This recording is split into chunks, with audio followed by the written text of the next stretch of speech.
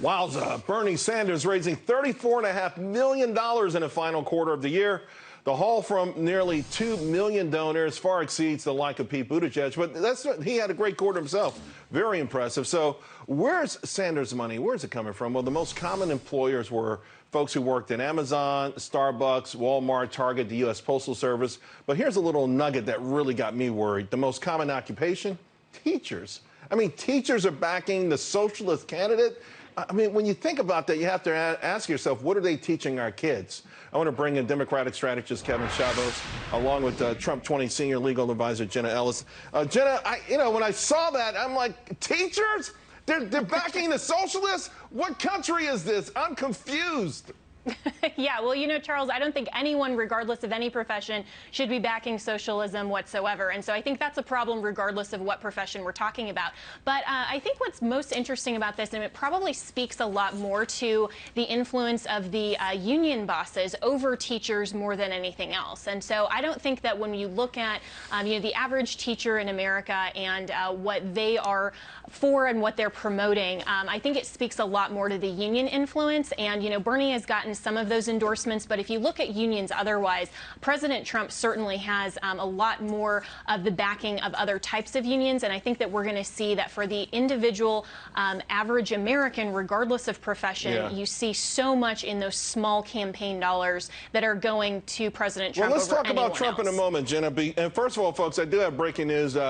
It's official now. Biden's fourth quarter numbers are in. He raised $22.7 million, slightly better than he had in the third quarter, Kevin. But here's the thing. You consider Bernie's numbers. You consider Mayor Pete, almost $25 million. You consider over $12 million for Andrew Yang. And I'm looking at these numbers, and I'm saying to myself, the Democrat establishment is losing their grip. It feels like grassroots, your party, they don't want these manufactured, candidates that the establishment sort of rubber stamps. There's obviously an appetite for change. And look, Bernie Sanders has been a fundraising dynamo. Even in 2016, he had this sort of reputation and raised more money from small individual donors than anyone had before, and now he's broken that record. So it's more of the same for him, and it is very impressive.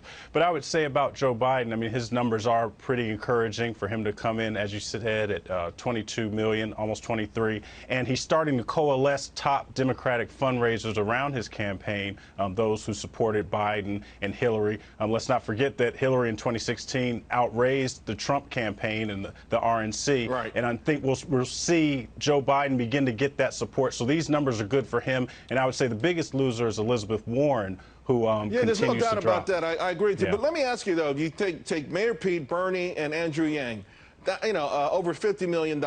There's a message being sent to your party, though. That's the question I'm saying. Is anyone paying attention to it, or will they continue to borrow your word to coalesce around Biden?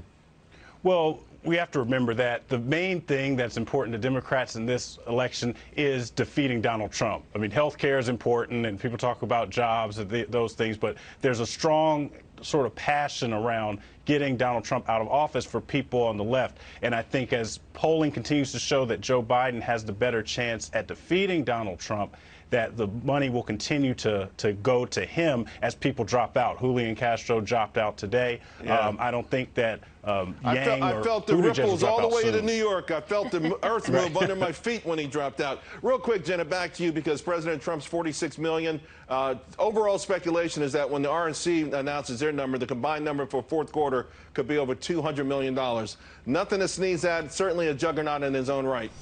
Oh, yeah, absolutely. And I think, the 46 million, is not the aggregate number. And I think that's really important to say and to show that President Trump is out fundraising everyone, and even the combined aggregate of Democratic opponents. And so he's the only candidate right now that has $102 million cash on hand in his campaign at the end of the year. That's really significant. He was also the first president in United States history to announce his re-election campaign the day he got inaugurated. And so President Trump has had a really great momentum going into 2020. Fundraising is only one aspect, but he's strong on all fronts. Kevin, I got 30 seconds, but I guess the Democrats are going to stop calling to take money out of politics.